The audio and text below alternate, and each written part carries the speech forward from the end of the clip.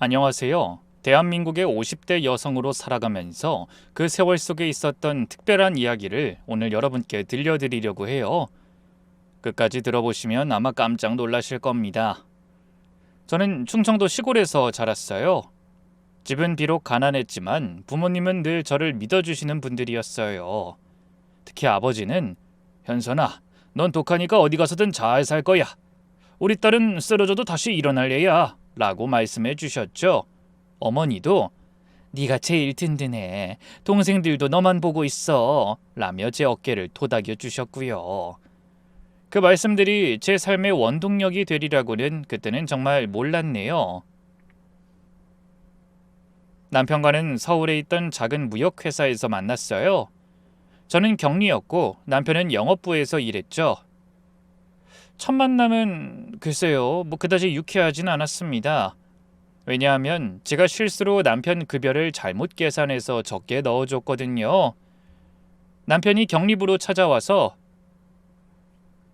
저기 제 월급이 잘못된 것 같은데요 라고 했을 때 전 얼굴이 빨개져서 죄송합니다, 바로 수정해 드릴게요 라고 했죠. 그런데 남편은 화내지 않고 오히려 웃으면서 괜찮아요, 실수는 누구나 하는 거죠. 정 미안하면 커피라도 한 잔 사주실 수 있나요? 라고 하더라고요. 그게 우리의 시작이었습니다. 남편은 서울 토박이 장남이었는데 그때는 제가 어리숙해서 그게 얼마나 큰 짐인지 몰랐어요. 연애할 때 남편은 늘 이렇게 말했습니다. 우리 엄마가 좀 까다로워도 너라면 잘 맞출 거야. 너처럼 성실하고 착한 사람은 처음 봤거든. 전 그 말을 철석같이 믿었습니다.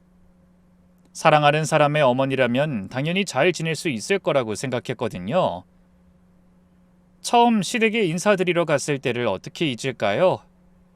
시댁은 낡은 2층 주택이었는데 대문 앞에서부터 긴장이 되더라고요.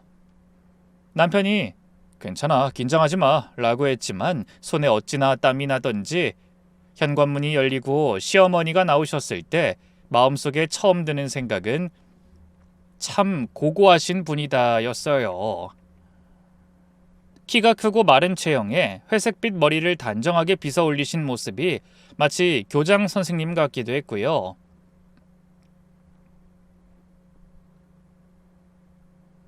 어서 와요. 이름이 현선이라고 했죠? 목소리는 차가웠지만 일단은 반겨주시는 것 같아 안심했어요. 그런데 집에 들어가자마자 예상치 못한 시어머니의 시험이 시작됐습니다. 현선 씨는 요리를 잘한다고 들었는데 저녁 준비 좀 도와줄래요? 남편이 말리려는 걸 제가 오히려 말렸죠. 아니에요, 제가 도와드릴게요. 그날 저녁 된장찌개부터 모듬전까지 7가지 반찬을 만들었는데 시어머니는 하나하나 맛보시며 품평을 하셨어요. 된장이 좀 싱겁네. 우리 집은 간을 좀 세게 해.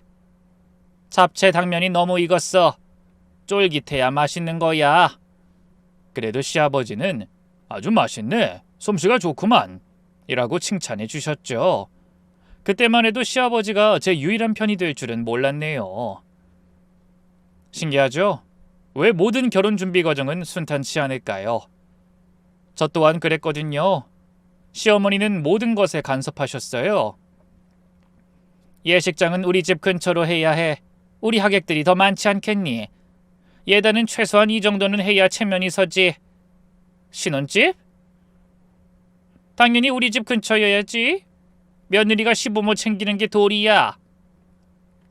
친정 부모님은 현선아 괜찮니? 너무 힘들면 말해 라고 걱정하셨지만 전 괜찮아요, 어른들은 의뢰 다들 그러시잖아요 라고 했죠. 사실은 벌써부터 숨이 막혔지만요. 결혼식 날 시어머니가 제 손을 잡으시며 했던 말이 있어요. 현선아, 우리 아들 잘 부탁한다. 넌 이제 우리 집 사람이야. 친정은 이제 있고 시집을 친정처럼 생각해. 그때만 해도 참 감동적인 말인 줄 알았어요. 그게 얼마나 무서운 말인지, 정말 말 그대로 친정을 잊으라는 뜻인지는 몰랐네요. 신혼집은 시댁에서 걸어 10분 거리의 작은 전셋집이었어요. 그런데 결혼 첫날부터 시어머니의 선언이 시작됐습니다. 현선아, 내일부터 새벽 4시에 우리 집으로 와. 우리 집은 대대로 며느리가 살림을 도맡아 왔어. 너도 그래야 해. 결혼하고 일을 그만두게 해서 가정주부가 되는 줄 알았는데 사실은 거대한 시련이 절 기다리고 있던 거예요. 남편에게 이게 맞는 거야? 라고 물었더니 남편은 난처한 표정으로 우리 엄마가 좀 그래. 조금만 참아줘. 라고만 했어요.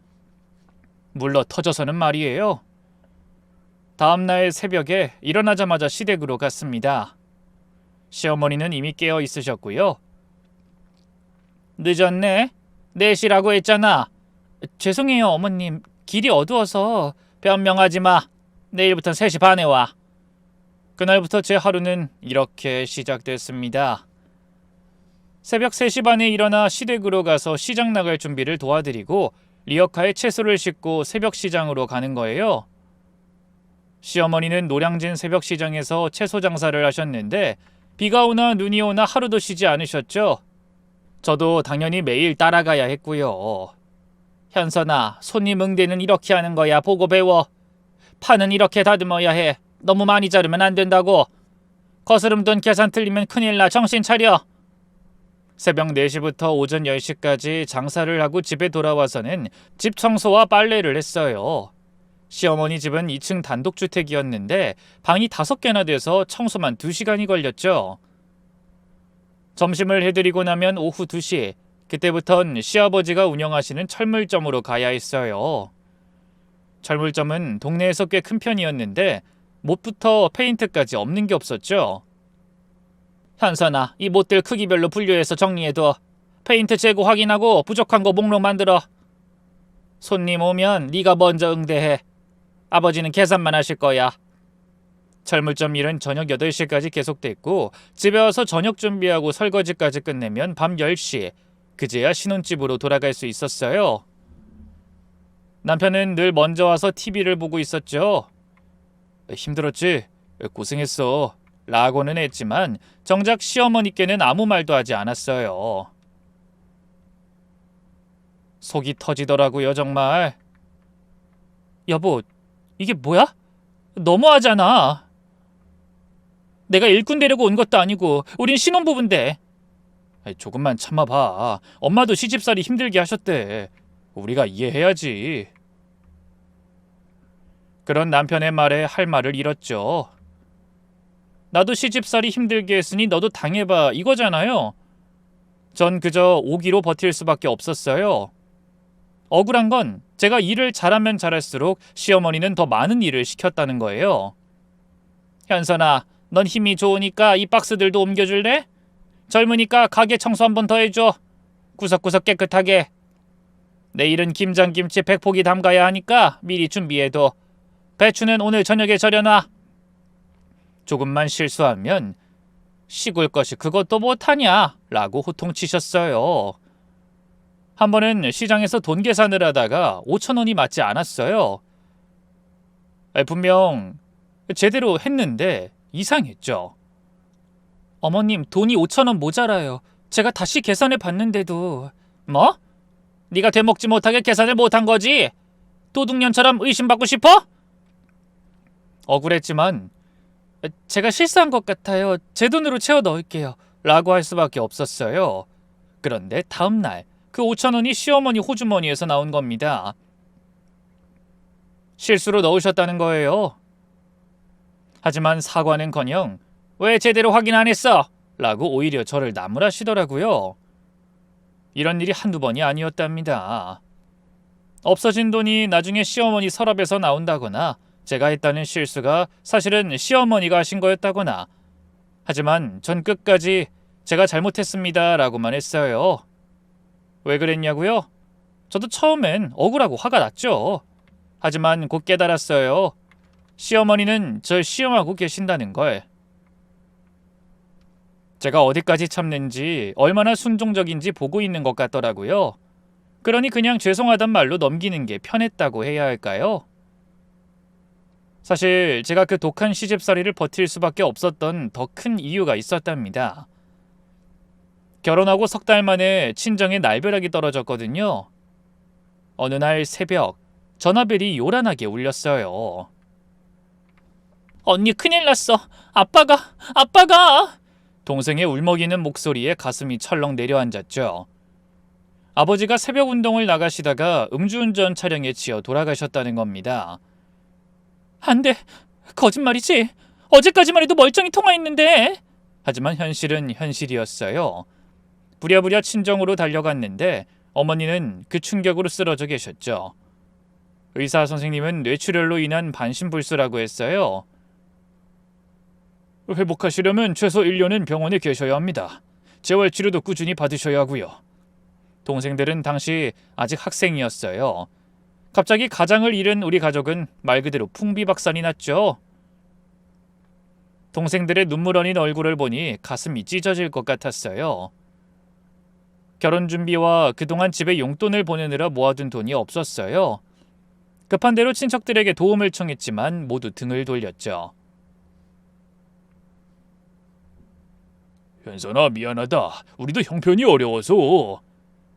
시집간 딸이 친정 걱정할 때가 아니지. 결혼 생활이나 잘해.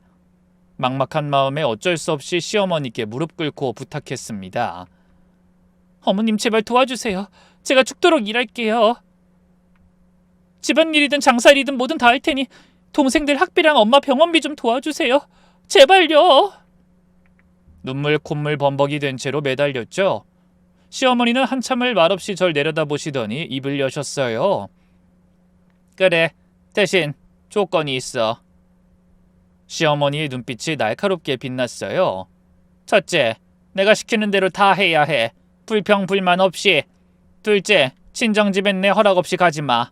셋째, 너희 월급은 한 푼도 남기지 말고 다 가져와. 내가 관리할 거야. 그 조건들이 얼마나 가혹한지 알았지만 전 고개를 끄덕일 수밖에 없었어요. 네, 어머님, 그렇게 하겠습니다. 정말 감사합니다. 감사해요. 그날부터 전 정말 죽을 힘을 다해 일했습니다. 새벽 시장에서 채소 팔고 돌아와서 집안일하고 오후에는 철물점 가서 일하고 저녁에는 시어머니가 시키는 부업까지 몸이 2개라도 모자랄 지경이었죠. 그래도 시어머니는 약속을 지켜주셨어요. 동생들 학비를 대주셨고 엄마 병원비도 보태주셨거든요. 물론 그 돈은 제가 번 돈이었지만 그래도 감사했어요. 고맙습니다, 어머님. 정말 은혜 잊지 않겠습니다. 그때마다 시어머니는 차가운 표정으로 은혜 운운하지 마. 네가 일한 대가야. 라고 하셨지만 전 진심으로 감사했답니다. 저에겐 시누이도 둘이 있었어요. 큰 시누는 결혼해서 강남에 살았고 작은 시누는 회사 다니며 혼자 살고 있었죠. 큰 시누는 전문직 남편과 결혼해서 잘 살았는데 친정에 올 때마다 명품백에 비싼 옷을 입고 오더라고요. 말투는 정이 안 가도 나름 잘 챙겨주긴 했어요. 언니, 우리 엄마가 너무 힘들게 하죠. 이해해줘요. 엄마 성격이 원래 그래. 나도 결혼 전엔 많이 혼났거든요. 그런데 제가 부엌에서 설거지하고 있을 때 거실에서 시어머니와 나누는 대화를 엿들어 보니 가관이더라고요. 엄마, 세연이 너무 답답하다. 시골에서 올라온 티가 너무 나잖아. 말투도 그렇고 행동도 그렇고. 피할 수 있니? 네 오빠가 선택한 사람인데. 그래도 일은 잘하니까 다행이야. 엄마 일 많이 도와주잖아. 일하는 게 당연한 거지, 며느리가. 작은 신우는 더했죠. 제 앞에선 어찌나 살갑게 굴던지. 언니, 이거 우리 회사 신제품이에요. 화장품 샘플인데 써봐. 언니, 그새 피부가 거칠어진 것 같아요. 일을 너무 많이 해서 그런가? 그러다 한 번은 작은 시누이가 친구들을 집에 데려왔는데 제가 마침 청소하고 있었거든요. 얘들아, 이쪽은 우리 새언니야. 인사해. 안녕하세요. 일하시느라 힘드시겠어요? 아니에요. 좋은 시간 보내세요. 그런데 제가 다른 방으로 가자마자 친구들이 수근거리는 소리가 들리더라고요. 야, 진짜 시골 아줌마 같다. 요즘도 저렇게 시집살이하는 사람이 있어? 그러니까 나 같으면 절대 못 살아. 하루도 못 버티고 도망갈 듯. 근데 너희 엄마는 왜 그러셔? 엄만 옛날 분이거든. 사실 새언니가 미련한 거지. 맨날 내 어머니하고 숙이고 사니까. 역시 머리가 나쁘면 몸이 고생하는 거야. 명절 때는 더 가관이었어요. 친척들이 모이면 시누이들은 제 앞에선 저를 칭찬하는 척했거든요. 우리 언닌 참 부지런해요. 새벽부터 밤까지 일하는데 불평 한마디 안 해. 이런 며느리 구하기 힘든데 우리 오빠가 참 복받았지. 하지만 그 말투와 표정엔 은근한 무시가 담겨 있었어요. 너는 일하는 기계라는 뜻으로요. 그래서 전 항상 웃으면서 신우들 덕분에 힘이 나요. 좋은 말씀 감사해요. 라고 했습니다. 화가 나도 참았어요. 저에게는 그들보다 나은 가족이 있다는 게 위안이었어요. 성실하고 착한 동생들을 생각하면 참을 수 있었죠. 그런 와중에도 저를 숨통 트이게 한 분이 있었으니 바로 시아버지였습니다. 시아버지는 참 과묵하신 분이었어요. 까만 뿔테 안경을 쓰고 계셨는데 그 안경 너머로 보이는 눈빛이 저에겐 참 따뜻했답니다. 매일 새벽 4시면 일어나서 신문을 정독하시는 게 일과였어요. 전 새벽 3시 반에 일어나니까 자연스럽게 시아버지께 커피를 타드리게 됐죠. 아버님, 커피 드세요. 고맙네. 이른 새벽부터 고생이 많다. 어느 날 시아버지가 신문을 보시다 물으셨어요. 현선아, 혹시 경제에 관심 있니? 경제요? 그런 건 잘 모르겠어요, 아버님. 여기 이 기사 한번 읽어볼래? 그날 시아버지는 환율에 대해 설명해 주셨어요. 이게 달러라는 건데 미국 돈이야. 이게 비싸지면 수출하는 회사는 좋아하고 싸지면 수입하는 회사가 좋아해. 그렇구나. 신기하네요. 현선아, 너도 이 경제면 한번 읽어봐라. 세상 돌아가는 걸 알아야 해. 특히 요즘 같은 시대인 더더욱. 처음엔 무슨 말인지 하나도 모르겠더라고요.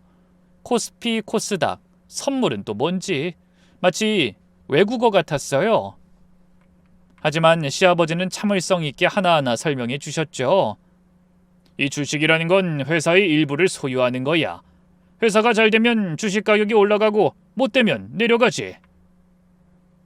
그럼 좋은 회사를 찾아서 사면 되는 거예요? 맞는 말이야.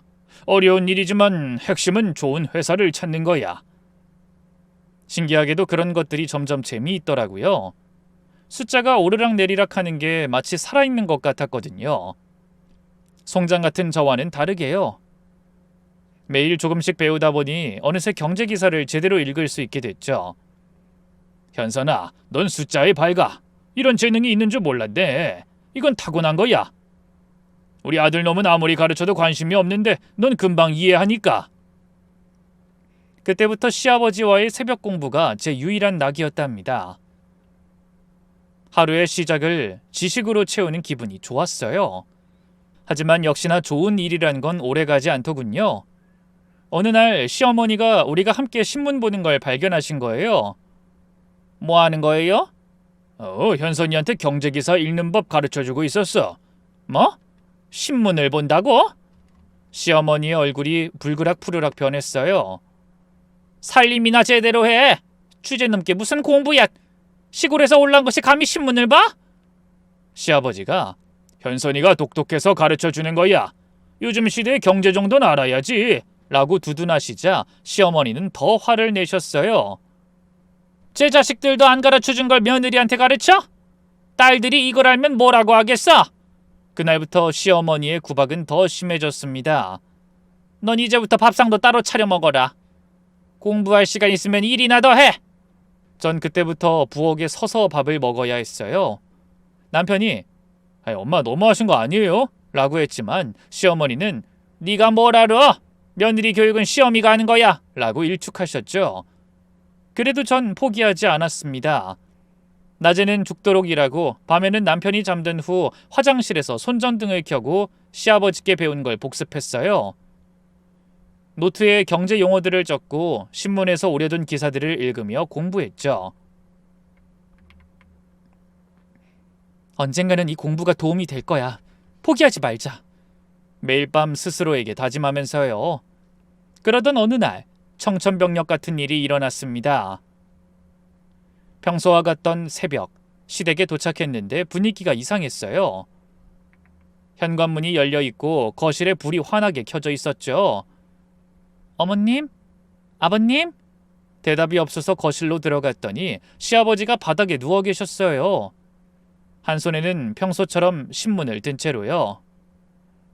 아버님 주무세요? 가까이 다가가 어깨를 흔들었는데 차가웠어요. 몸이 이미 굳어 있었죠. 아버님! 아버님! 제 비명소리에 시어머니가 뛰어나오셨어요. 무슨 일이야? 어머, 여보! 119를 불렀지만 이미 늦은 후였습니다. 심장마비로 돌아가신 거였어요. 그 전날 밤이 아직도 생각나요. 시아버지가 평소와 달리 많은 말씀을 하셨거든요. 현선아, 내가 늘 하고 싶었던 말이 있어. 네, 아버님 말씀하세요. 넌 참 좋은 아이야. 부족한 우리 집에 와줘서 고맙다. 아니에요, 아버님. 제가 더 감사하죠. 그리고 내가 없어도 공부 계속해라. 그 배움이 언젠가 네 인생을 바꿔줄 거야. 그리고 마지막에 이렇게 말씀하셨어요. 네가 있어서 든든해. 부탁한다. 그땐 그게 마지막 말씀이 될 줄은 몰랐어요. 끝이 얼마 남지 않았다는 걸 아셨던 것처럼요. 시어머니는 충격을 받으셨지만 금세 평정을 찾으셨어요. 오히려 더 차가워지신 것 같았죠. 현선아, 장례 준비하자. 네, 어머님. 장례식장에서는 온갖 일을 다 했어요. 문상객 접대부터 음식 준비, 청소, 뒷정리까지 거의 잠도 못 자고 일했죠. 정작 시누이들은 뭘 했냐고요? 장례식장 한 구석에 모여서 수근거리기만 하더라고요. 아버지가 재산을 얼마나 남기셨을까? 시골에 땅도 있고 건물도 몇 채 있으니까. 통장에 현금도 꽤 있을 거야.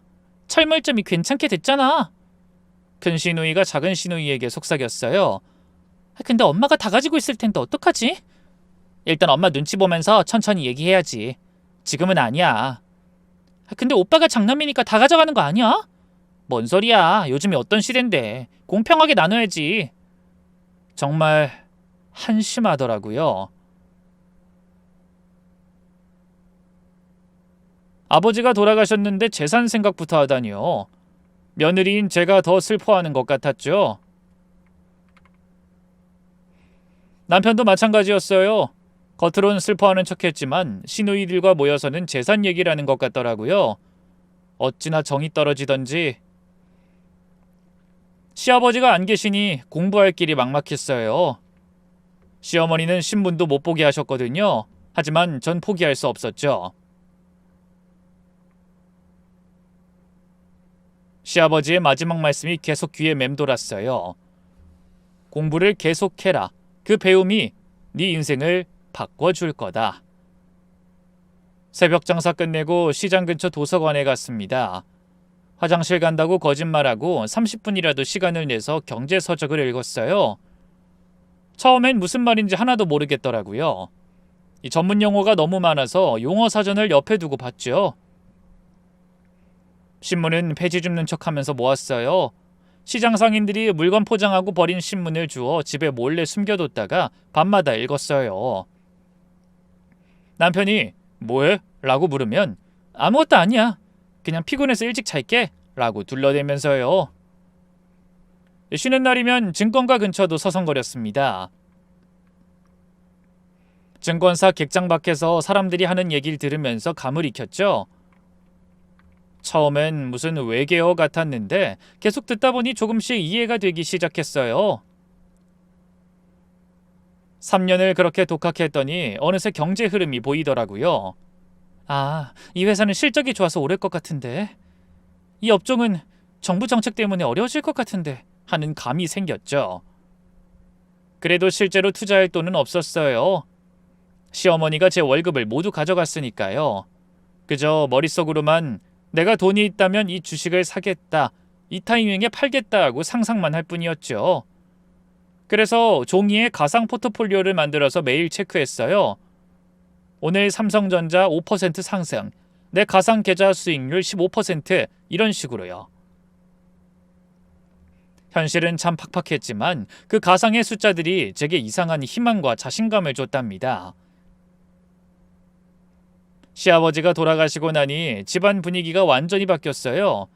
특히 49제가 끝나자마자 재산 문제가 본격적으로 불거지기 시작했죠. 알고 보니 시아버지가 재산이 생각보다 많더라고요.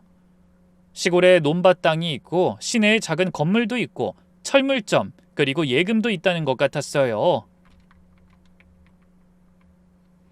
그 시절로는 꽤 큰 재산이었죠. 그걸 알았는지 시누이들이 갑자기 부지런해졌더라고요.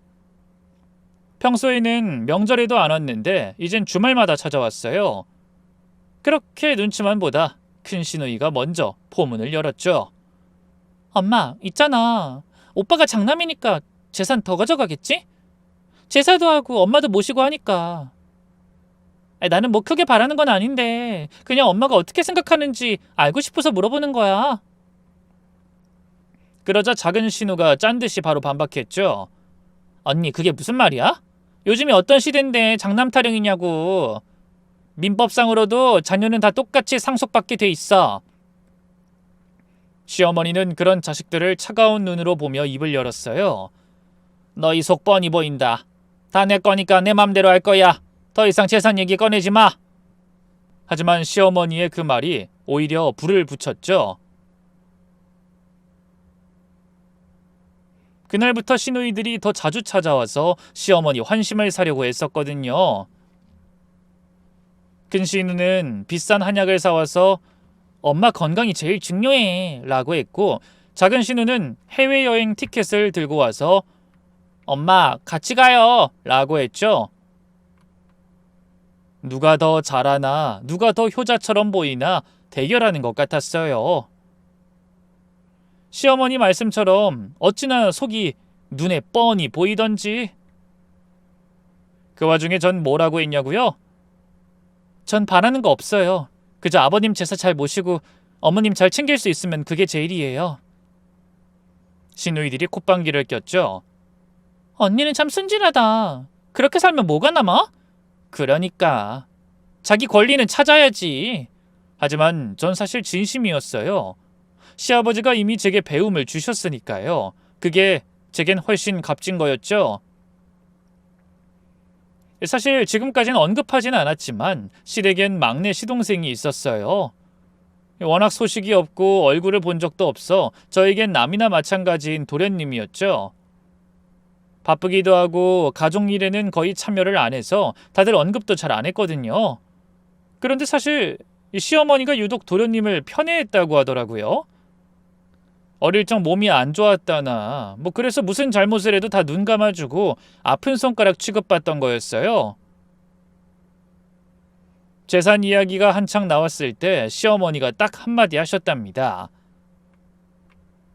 다른 건 몰라도 막내는 아직 결혼도 안 했으니 더 줘야지. 너희는 시집 장가 가서 잘 살잖아. 이 말에 시누이들이 발끈했죠. 엄마, 그게 무슨 말이에요? 우리가 시집 잘 간 게 무슨 상관인데? 맞아. 우리가 모른 척해서 그렇지 막내 걘 그동안 엄마한테 계속 손 벌려왔잖아요. 근데도 또 도와주겠다고? 사실 시동생은 문제가 많았대요. 대학 졸업하고도 변변한 직장 없이 이것저것 사업한다며 돈만 날렸다던데 시아버지가 살아계실 때도 몇 번이나 빚보증 서달라고 했다가 혼났다고 하더라고요. 그런데도 시어머니는 늘 모른 척 감싼 거였어요. 시누이들은 그런 시동생이 눈에 가시였겠죠. 시누이들이 반발하자 집안이 그야말로 풍비박산 났습니다. 만날 때마다 재산 얘기로 싸움이 났고 나중엔 서로 험한 말을 주고받았죠. 시어머니 앞이라고 해서 참거나 억누르는 게 전혀 없었어요. 엄마는 맨날 막내만 챙겨. 우린 딸이라서 차별하는 거야? 사실 따지고 보면 오빠나 언니는 할 말 없지. 엄마가 혼수 챙겨줬잖아. 뭐? 너도 셋째라고 혜택 받은 게 한두 개가 아니거든? 명절은 정말 최악이었어요. 차례상을 차리다가 시누이들이 또 싸웠거든요. 왜 나는 전부치고 언닌 나물만 해? 내가 언제 나물만 했어? 떡국도 끓였거든? 그만해! 차례 지낸 날 무슨 짓이야? 시어머니가 소리를 질렀지만 소용없었어요. 결국 그날 차례는 엉망이 됐고 친척들도 다들 불편해하며 일찍 돌아갔죠. 전 그저 묵묵히 뒷정리만 했습니다. 부엌에서 설거지하며 생각했어요. 이 돈이라는 게 참 무서운 거구나. 가족도 원수로 만드니까. 그날 밤, 전 더욱 공부에 매진하기로 마음먹었어요. 경제적으로 독립해서 이런 추악한 싸움에서 벗어나고 싶었거든요. 불행엔 한계가 없었습니다. 시아버지가 돌아가신 지 2년쯤 지난 어느 날 새벽 빗소리와 함께 현관문을 두드리는 소리가 들렸습니다. 형수님 저예요. 문 좀 열어주세요. 밖에는 비에 흠뻑 젖은 시동생이 서 있었어요. 얼굴은 하얗게 질려 있고 눈은 충혈되어 있었죠. 도련님? 무슨 일이에요? 이 시간에? 들어와요 일단. 형수 큰일 났어요. 저 좀 도와줘요. 거실에 앉자마자 시동생은 머리를 감싸쥐고 울먹였어요. 사업이 망했어요. 다 날아갔다고요. 사업이요? 무슨 사업 하셨는데? 인터넷 쇼핑몰이요. 친구들이랑 같이 시작했는데 알고 보니 이런 일이었어요. 시동생이 대학 동창들과 의류 쇼핑몰을 시작했는데 처음엔 잘 됐답니다. 중국에서 옷을 수입해서 팔았는데 마진이 꽤 남았다고 하더라고요. 그래서 욕심이 생겨 대출을 받아 물량을 늘렸대요. 근데 친구들이 돈만 빼돌리고 도망갔어요. 통장에 있던 돈 다 빼가고 재고는 가짜 주소로 보내버리고. 경찰에 신고했어요? 했는데 소용없대요. 걔네 다 해외로 튀었대요. 빚이 3억이 넘어요. 3억이라는 말에 저도 놀랐어요. 그 시절 3억이면 정말 큰 돈이었거든요. 사채도 써버렸어요. 은행 대출로 안 되는 부분은 일수 쓰고. 일수요? 그거 위험한 거 아니에요? 알아. 근데 그땐 사업이 잘 될 것 같아서. 시동생은 주머니에서 구겨진 서류를 꺼냈어요. 은행 대출과 사채를 합쳐 정말로 빚이 3억 2천만 원이었더라고요. 가족들한텐 절대 말하면 안 돼요. 특히 엄마가 알면 쓰러지실 거예요. 그럼 어떻게 하실 건데요? 형수, 혹시 돈 좀 빌려줄 수 없어요? 나중에 갚을게요. 정말로. 전 한숨이 나왔어요. 제가 무슨 돈이 있겠어요. 번 돈은 모두 시어머니가 가져가시는데. 그나마 조금씩 모아둔 비상금이 200만 원 정도였는데 그것도 동생들 학비 보태려고 아껴둔 거였죠. 전 가진 게 없어요. 정말로요. 형수 제발. 며칠만 시간을 벌어주면 안 될까요? 다른 방법 찾아볼게요. 그때까지 급한 것만 해결할 수 있도록 도와주세요. 네? 그날 밤 거의 잠을 못 잤어요. 시동생이 불쌍하기도 했지만 이 일이 터지면 집안이 어떻게 될지 뻔히 보였거든요. 남편에게만 말할까 싶다가도 분명 남편이 알면 시댁 식구들 전체가 알게 될 게 뻔했어요. 시어머니는 가장 먼저 알게 되시겠죠. 며칠 후 아침, 예상했지만 실현되지 않길 바라던 일이 벌어졌습니다. 업자들이 기어코 시어머니 집을 찾아간 거예요. 그들이 시어머니한테 차용증, 어음, 각서 등 빈문서를 주면서 돈을 갚으라고 했대요. 안 갚으면 다른 조치에 들어간다고 협박하면서요. 그 서류를 본 시어머니는 그 자리에서 휘청하셨대요. 저랑 남편이 왔을 땐 시어머니는 거의 몸져 누운 상태셨죠. 시어머니가 시동생을 곧바로 불렀어요. 무릎 꿇고 빌었지만 소용없었죠. 이미 일은 수습이 되지 않을 정도였으니까요. 엄마 잘못했어요. 정말 잘못했어요. 너 때문에 우리 집안이 망하게 생겼어.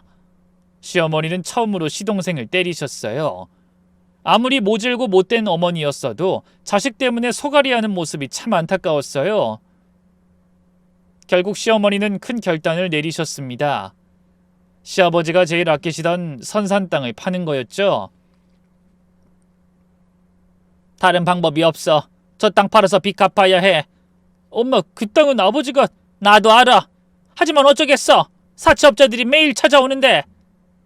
그 땅은 시아버지, 증조할아버지 때부터 내려온 땅이었어요. 명당이라고 해서 절대 팔지 말라고 하셨던 곳이었는데 시어머니도 그걸 아니까 며칠 밤을 울면서 고민하셨죠. 금매로 내놓으니 땅값을 제대로 못 받았대요. 그래도 빚을 갚기엔 충분했습니다. 거기서 끝났으면 좋았을 텐데 결국 그 소식을 들은 시누이들이 완전히 뒤집어졌습니다. 엄마, 그 땅이 얼마짜린데 막내 빚 갚는다고 팔아? 그래, 가족들끼리 상의는 했어야지. 그 땅은 우리 모두의 재산이잖아요. 막내 빚은 막내가 알아서 해결해야 하는 거 아니야? 한창 듣던 시어머니가 힘없이 대답하셨죠. 그래, 너희가 돈 있으면 대신 갚아줄래? 그래도 땅을 팔 건 아니잖아요. 시누이들의 주장은 이랬어요. 땅을 판 돈 중에서 시동생 빚 갚고 남은 돈이 있으면 나눠 가져야 한다는 거였죠. 엄마, 빚 갚고 남은 돈은? 막내 빼고 우리 셋이 나눠 가지는 거지? 정말 기가 막혔어요. 동생 빚 갚느라 집안 재산 팔았는데 그것도 나눠달라뇨? 제가 나서서 수수료랑 세금으로 다 나갔다고 했더니 이번엔 큰신우 남편까지 나섰습니다. 평소에 거들먹거리며 보이지도 않던 사람인데 이런 일엔 발 빠르더라고요. 어머니, 법적으로 자녀들의 재산에 대한 권리가 있습니다. 특정 자녀에게만 특혜를 주는 건 문제가 될 수 있어요. 그러자 시어머니는 단호하게 말씀하셨어요. 내 재산 내 맘대로 못하냐? 너희가 뭔데 이래라 저래라야? 다들 내 집에서 나가! 이미 금이 간 관계는 돌이킬 수 없어 보였습니다. 그 일이 있고 난 후 첫 명절이었어요. 평소엔 시누이들이 와서 음식 준비를 거들었는데 그날은 아무도 안 왔죠. 현선아, 애들 연락 왔니? 아니요, 어머님, 아직. 결국 저 혼자 새벽부터 그 많은 차례 음식을 다 준비했죠. 차례 시간이 지나서야 시누이들이 왔어요. 그 분위기 정말 불편했어요. 서로 말도 안 하고 눈도 안 마주치고 집에 있는 동안 무거운 침묵만 흘렀죠. 그것도 잠시. 큰 시누이가 먼저 일어났어요. 엄마, 저희 먼저 가볼게요. 벌써? 밥은 먹고 가야지. 애들이 학원 가야 해서요. 작은 신우도 따라 일어났죠. 저도 가봐야겠어요. 약속이 있어서. 시동생은 늘 그랬듯 모습을 보이지 않았고요. 그렇게 썰렁한 명절은 처음이었어요. 시어머니도 적잖은 충격을 받으신 것 같았죠. 현선아, 저것들 왜 저러니? 다들 마음이 좀 그런가 보네요. 내가 뭘 그렇게 잘못했다고? 그날 이후로 명절이나 기념일 풍경이 완전히 바뀌었어요. 시누이들은 거의 인사만 하고 가고 시동생은 가끔 와서 고개만 푹 숙이고 있다가 갔죠. 가끔씩은 2번 상을 차리고 2번 치워야 했어요. 서로 마주치고 싶지 않아 하니 같은 차례상을 시간 달리해서 2번 차리는 거죠. 어머님, 이번엔 10시에 큰 시누이가 온대요. 그래, 그때 맞춰서 차려. 3시엔 도련님이 온다고 했어요. 알았다. 정말 우스운 상황이었지만 어쩔 수 없었어요. 그나마 오기라도 하니 다행이라고 생각했죠. 그런 와중에 시누이들이 절 포섭하려 했어요. 큰 시누는 따로 연락해와서 이렇게 말했죠. 언니도 엄마가 너무하다고 생각하지 않아요? 막내만 편애하고 우린 찬밥 신세고. 글쎄요, 저는 잘 모르겠어요. 언니도 고생만 하고 받은 게 없잖아요. 그동안 종처럼 일만 했는데 이젠 언니도 챙겨야 하지 않겠어요? 작은 신우는 더 노골적이었죠. 어느 날 저녁 갑자기 찾아와서는 언니, 나 좀 도와줘. 엄마가 숨긴 재산이 더 있을 테니 같이 찾아봐줘요. 제가 놀라서 쳐다보니까 이렇게 말하더라고요. 언니가 매일 엄마 집에 가니까 찾기 쉬울 거야. 통장이나 부동산 서류 같은 거 찾으면 반 나눠 가질게. 전 단호하게 거절했어요. 그런 건 못해요. 전 그냥 제 할 일만 하고 싶어요. 언니는 여전히 고지식하네. 그렇게 살면 뭐가 남아요? 둘은 언제나 저를 한심하다는 듯 쳐다봤어요. 그러니까 몇십 년 동안 시어머니한테 당하고만 살지. 정말 답답한 사람이네. 하지만 전 꿋꿋이 중립을 지켰습니다. 시어머니와 시누이들 사이에서 이러지도 저러지도 못하는 상황이었지만 그래도 편을 들지 않는 게 최선이라고 생각했거든요. 이미 이 삶에 익숙해져 있기도 했고요. 한편으로는 내심 시어머니에게 마음이 열렸던 것 같아요. 그리도 못살게 굴던 시어머니였는데 힘없는 뒷모습이 어찌나 마음에 걸리던지 정과 연민이 커져 차마 어머니를 외면할 수 없더라고요. 그렇게 시간은 슬그머니 그리고 손살같이 흘러갔습니다. 시어머니는 많이 노쇠해지셨어요. 기침을 자주 하시고 숨도 차하시고 병원에 모시고 갔더니 의사가 정밀 검사를 하자고 했죠. 어머님 괜찮으실 거예요. 너무 걱정하지 마세요. 그래. 검사를 기다리는 동안 시어머니가 겁이 났는지 갑자기 제 손을 잡으셨어요. 차가운 손이었는데 처음으로 느껴보는 따뜻함이 있었어요. 참 인생사 우습죠. 시어머니가 병원에 간다는 소식이 들리자 시누이들이 다시 찾아오기 시작한 거예요. 엄마, 검사 결과 어떻게 나왔어요? 혹시 큰 병이면 어떡해? 미리 준비해야 하는 거 아니에요? 준비라는 게 뭔지는 다들 알죠? 재산 정리 말이에요. 큰 신우가 조심스럽게 물었어요. 엄마, 통장이랑 도장 어디더? 혹시 모르니까 우리가 알아둬야지. 만약의 경우를 대비해서. 작은 신우는 더 직접적이었어요. 엄마, 집문선 어딨어? 금고 비밀번호는 뭐예요? 너희들 정말. 나 아직 안 죽었어! 시어머니가 화를 내셨지만 시누이들은 포기하지 않았어요. 어느 날은 큰 신우가 시어머니 방을 뒤지다가 제게 들켰거든요. 어머, 언니, 난 그냥 엄마 혈압약 찾으려고. 혈압약은 거실 서랍에 있잖아요. 아, 맞다. 깜빡했네. 요즘 자꾸 깜빡해. 황급히 나가는 큰 신우의 손에 서류 뭉치가 들려있는 걸 봤어요. 아마 통장이나 집문서를 찾고 있었던 것 같았죠. 작은 신우는 몰래 동사무소에 가서 집 등기부 등본을 떼려고 했대요. 동사무소 직원이 전화해 알게 됐죠. 제가 직접 작은 신우한테 물어봤어요. 신우, 등기부 등본은 왜 필요해요? 아, 그게 친구가 부동산 하는데 시세 좀 알아봐 달라고 해서. 어머님 허락은 받으셨어요? 엄마한텐 비밀로 해줘요. 정말 가족이 맞나 싶을 정도로 추악했습니다. 아직 시어머니가 살아계신데 벌써부터 이러다니요. 검사 결과가 나온 날 의사 선생님의 표정이 심각했어요. 그리곤 조심스럽게 말하더군요. 폐암 3기입니다. 귀를 의심했어요. 폐암이요? 그럼 이미 많이 진행된 상태라 수술은 어렵습니다. 항암 치료를 하면 시간을 벌 수는 있지만 얼마나요? 길어야 6개월 정도로 보입니다. 다리에 힘이 풀렸어요. 독하기만 했던 시어머니가 이제 겨우 6개월밖에 못 사신다니. 시어머니는 담담하게 받아들이셨어요. 그래, 살 만큼 살았어. 어머님, 치료 받으셔야 해요. 요즘은 의학이 발달해서. 됐어. 항암하면서 고생하고 싶지 않아. 남은 시간 편하게 보내고 싶어. 그 순간 시어머니의 눈에서 뭔가 다른 게 보였습니다. 체념?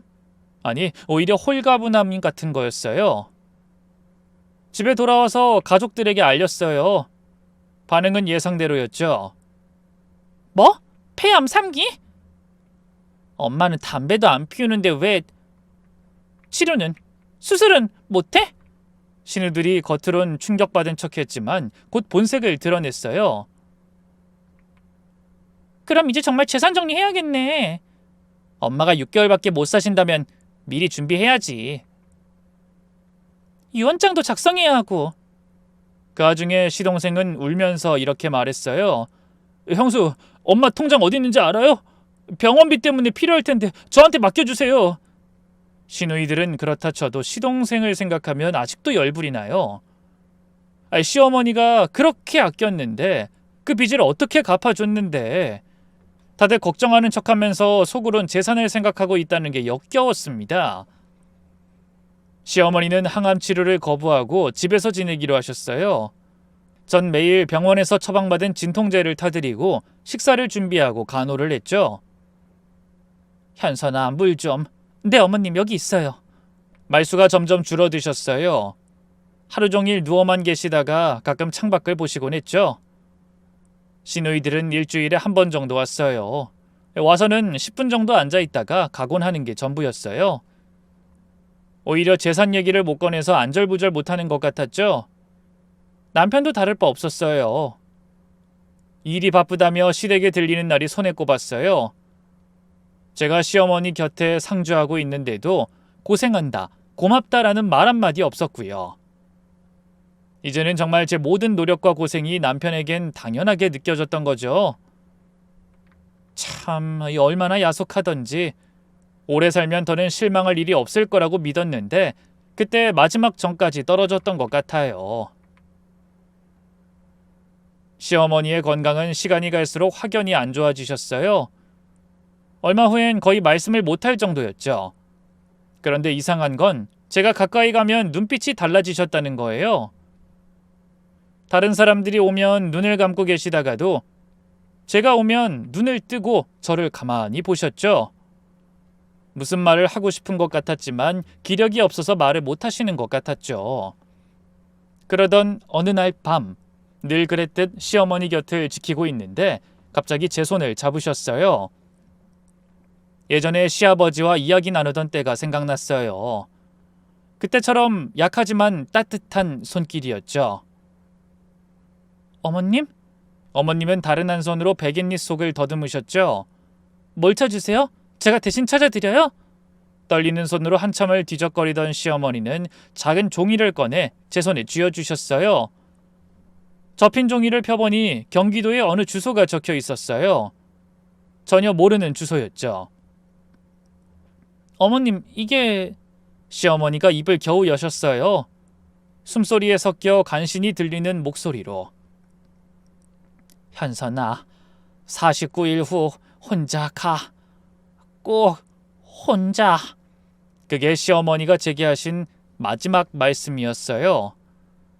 다음 날 새벽, 시어머니는 조용히 눈을 감으셨습니다. 어머님! 어머님! 심장이 멈춘 걸 확인하고 가족들에게 연락했어요. 30분도 안 돼서 모두 도착했죠. 장례식장은 그야말로 아수라장이었어요. 시어머니가 돌아가신 지 하루밖에 안 됐는데 남편과 시누이들, 시동생이 재산 얘기를 시작했거든요. 일단 집부터 정리해야지. 시세가 좋을 때 팔아야 하니까. 통장 정리 누가 할 거야? 엄마가 숨겨둔 것도 있을 텐데. 유언장은 없는 거 맞지? 확인해봤어? 빈소를 지키며 조문객을 맡고 있는데 남편이 다가왔어요. 동생들이 묻는데 엄마가 뭐 특별히 남긴 말씀 없으셨어? 없었어. 정말? 재산 관련해서 아무 말도? 응, 없었어. 남편은 아닌 척해도 결국 그들과 한통속이었고 똑같은 속물이었어요. 전 시어머니가 준 종이를 숨기고 아무 말도 하지 않았습니다. 49일 후에 혼자 가라고 하신 말씀을 지키려고요. 화장하고 납골당에 모실 때는 아무도 울지 않았어요. 다들 딴 생각하느라 바빴나 봐요. 49제 지내고 재산 정리하자. 그 전에 서류부터 다 찾아야 해. 언니가 엄마 집에 자주 갔으니까 잘 알 거야. 그치? 저는 대답하지 않았어요. 그저 시어머니의 영정사진만 바라봤죠. 49제를 지낸 날, 전 아무에게도 말하지 않고 그 주소를 찾아갔어요. 경기도의 외진 곳이었는데 내비게이션도 잘 안 돼서 한참을 헤맸죠. 내려서 한참 걸어 올라가니 야산 중턱에 낡은 창고가 하나 있었어요. 여기가 맞나? 어머님이 왜 이런 곳을... 창고 구석에 오래된 금고가 하나 있었어요. 금고 위에는 봉투가 하나 올려져 있었는데 현선이에게 라고 적혀 있었죠. 봉투를 열어보니 짧은 메모가 있었어요. 비밀번호는 네 생일이다. 제 생년월일을 눌렀더니 정말 금고가 열렸어요. 안에는 서류 뭉치와 또 다른 봉투가 있었죠. 떨리는 손으로 첫 번째 서류를 펼쳐봤어요. 경기도에 있는 땅에 대한 토지 대장이었죠.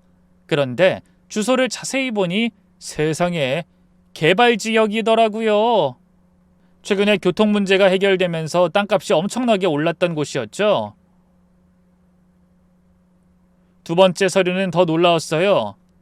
등기부 등본인데 소유자가 제 이름으로 되어 있었어요. 날짜를 보니 2년 전에 이미 제 명의로 이전돼 있었더라고요. 시어머니가 몰래 제 이름으로 바꿔놓으신 거였어요. 서류 사이에 낡은 편지 봉투가 있었어요. 시어머니의 친필 편지였죠. 며느리에게 그동안 고생 많았다. 사실 처음엔 정말 널 미워했어. 가난한 집딸이 우리 집 재산을 노린다고 어리석은 생각을 했지. 그래서 더 독하게 굴었다. 내가 당한 시집살이보다 더 심하게 하려고 했어. 그래야 네가 포기하고 도망갈 줄 알았거든. 하지만 넌 도망가지 않았지. 부모가 그렇게 되고 동생들을 부양해야 할 상황에서도 묵묵히 견뎠지. 사실 다 알고 있었다. 네가 새벽에 몰래 공부하는 것도, 신문 읽는 것도, 도서관에서 책을 빌려보는 것도 시아버지가 널 아꼈던 이유를 나도 알고 있었어. 넌 똑똑하고 성실했으니까. 게다가 내가 괜한 트집 잡아도 넌 한 번도 변명하지 않았지. 그저 죄송합니다. 제가 잘못했습니다라고만 했어. 그런 널 보며 생각했다. 내가 참 멍청했구나. 그렇게 우직하고 영리한 너를 오해했구나. 돈이나 재산 때문이 아니라 정말로 우리의 가족이 되려고 노력했던 거구나. 계산적이고 이기적인 자식들은 날 버렸어도 넌 내 곁을 지켰지. 이 땅은 네 시아버지가 오래전 사뒀던 땅이야. 이제 네 거다. 다른 놈들은 한 푼도 안 줄 거야. 네가 흘린 눈물값, 네가 참은 서름값이다. 다른 아이들이 뭐라 한들 법적으로 네 거니까 걱정하지 마. 미안하다고 말하고 싶은데 염치가 없어 하지 못하겠구나. 잘 살아라. 그저 몸 건강히. 시어머니가. 편지를 읽으며 눈물이 왈칵 쏟아졌어요. 창고 안에서 혼자 엉엉 울었죠.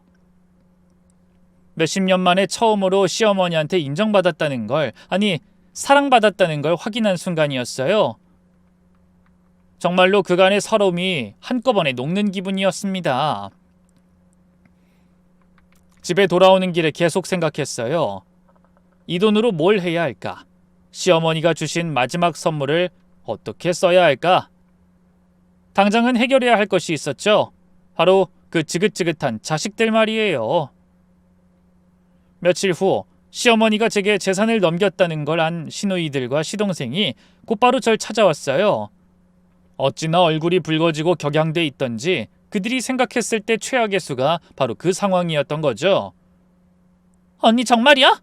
엄마 재산 혼자 먹은 거냐고? 우리가 가만히 있을 것 같아? 어떻게 이럴 수 있어? 자식이 여기 넷이나 있는데 며느리 한 명이 그 모든 재산을 가져가는 게 어떻게 엄마를 구슬린 거야? 형수, 솔직히 말해줘요. 정말 엄마가 결정한 거예요? 정신이 온전치 않을 때 말한 건 아니고요? 다른 수는 없었다고 약속할 수 있어요? 전 표정 하나 안 바뀌고 침착하게 대답했어요. 그놈의 돈 그만들 좀 하세요. 그간 시어머니 앞이라 참았는데 짐승도 당신들처럼은 안 삽니다. 무슨 염치로 어머니 재산을 바라고 저에게 이런 말을 하는 거죠? 가슴에 손을 얹고 생각해 보세요. 정부당하다고 생각되면 고소하세요. 전 떳떳하니까. 제가 처음으로 냉담하게 말하자 다들 적잖이 당황한 눈치였습니다. 그랬겠죠. 언제나 저를 미련하다고 생각했으니까요. 그 뒤 실제로 시누이들이 변호사를 선임해서 소송을 걸었어요. 하지만 법적으로 아무 문제가 없었죠. 땅은 이미 2년 전에 제 명의로 넘어온 거고 그때 시어머니도 정정하셨어요. 이건 분명 정당한 증여였죠. 결국 시누이들은 패소했어요. 사실 그 중에서도 남편의 반응이 가장 가관이었어요. 본인한테 재산이 떨어지지는 않았어도 우리 공동의 소유라고 생각했나 봐요. 사실 좀 놀랐어. 어머니가 그런 생각이실 줄이야. 그래도 당신이 그간 고생한 걸 보상받았네. 우리 그걸로 건물 하나 살까? 보상은 아직 안 끝났어. 자, 이혼 서류야. 서류에 도장부터 찍어. 뭐? 이혼? 장난하는 거야 지금? 네, 전 이혼을 결심했어요. 그동안 저를 지켜주지 못했던 남편과 더 살 이유가 없었거든요. 남편은 시집살이를 그저 지켜만 봤고 제가 시어머니와 가까워졌을 땐 늘 밖으로 나돌았어요. 혼자 어머니를 간호했을 때도 남편은 여전히 제 3자였죠. 남보다 못한 사이, 딱 그 정도요. 그래서 언제나 이혼을 마음속에 품고 있었는데 그동안 버텨온 세월이 아깝고 혼자 남을 내일이 두려워 참았거든요. 그래서 이번이 시어머니가 제게 주신 가장 큰 보상이자 기회라고 생각해서 내린 결정이었어요. 당신은 그 몇십 년 동안 뭘 했는데? 시어머니가 날 구박했을 때, 시누이들이 무시할 때 당신은 뭘 했냐고. 그 모든 걸 버텨내고 결국 어머님의 마음을 산 건 나야. 시어머니 재산 받을 자격 없어, 당신은. 그건 우리 엄마니까. 나도 당신 아내였어. 더는 이야기하고 싶지 않아. 어머님도 나한테 혼자 확인하라고 하셨고 나한테만 남기신 재산이야. 당신과 나눌 이유 없고 함께할 이유는 더더욱 없어. 결국 우리는 그렇게 이혼했습니다. 재산 분할? 제가 번 돈이니 줄 게 없었죠. 오히려 적지만 위자료를 받아냈어요. 저는 그 후 땅을 팔았어요. 제가 그간 상상할 수 없던 거액의 돈이 제게 돌아왔죠. 그 돈으로 일단 작은 건물을 하나 사고 그간 배웠던 경제 공부를 토대로 재테크를 시작했어요. 시아버지의 말씀이 맞았습니다. 그동안의 배움이 저에게 큰 도움이 되었거든요. 그리고 제 사업도 작게 시작했어요. 마음의 여유가 있어서 그런지 사업도 곧잘 풀렸죠. 저는 시어머니 기일에는 꼭 성묘를 가요. 납골당에 혼자 가서 조용히 인사드리죠. 어머님, 잘 지내고 계세요? 전 잘 지내고 있어요. 이제는 시어머니를 이해해요. 아니, 용서했다고 해야 맞을까요? 시어머니도 똑같은 시집살이를 당하셨고 며느리로 살면서 받은 상처를 저한테 고스란히, 아니 더욱 심하게 갚으셨죠. 하지만 시어머니는 잘못을 깨닫고 마지막에 그 되물림을 끊어주셨어요. 자신이 받지 못한 사랑을, 인정을, 보상을 제게 주신 거죠. 가끔 이런 생각을 해요. 만약 시어머니가 처음부터 잘해주셨다면 어땠을까? 제가 이렇게 강한 사람이 됐을까? 이런 성공을 거뒀을까? 아마 아니었을 거예요. 그 혹독한 시집살이가 절 단련시켰고 그 고통이 저를 성장시켰으니까요. 여러분, 지금 어떤 일로 인해 힘드신가요? 경제적으로 어려우신가요? 가족에게 인정받지 못해 외로우신가요? 그래도 포기하지 마세요. 제가 버틸 수 있던 것처럼 여러분도 버틸 수 있어요. 그리고 언젠가는 반드시 보상받는 날이 옵니다. 꼭 돈이 아니어도 돼요. 인정일 수도 있고 사랑일 수도 있고 자유일 수도 있어요. 중요한 건 포기하지 않는 거예요. 그리고 하나 더. 미움을 미움으로 갚지 마세요. 이해하고 용서하고 그리고 자신의 길을 가세요. 그게 진짜 복수고 진짜 성공입니다. 믿으세요. 터널 끝에는 반드시 빛이 있습니다. 이상 저의 기나긴 시집살이의 끝 이야기였습니다. 부족한 글솜씨지만 긴 이야기 끝까지 들어주셔서 감사합니다.